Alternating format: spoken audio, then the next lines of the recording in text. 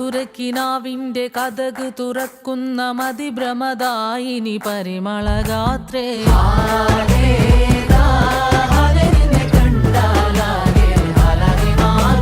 മധുരക്കിനാവിന്റെ കഥക് തുറക്കുന്ന മതിഭ്രമദായിനി പരിമളഗാത്രേ.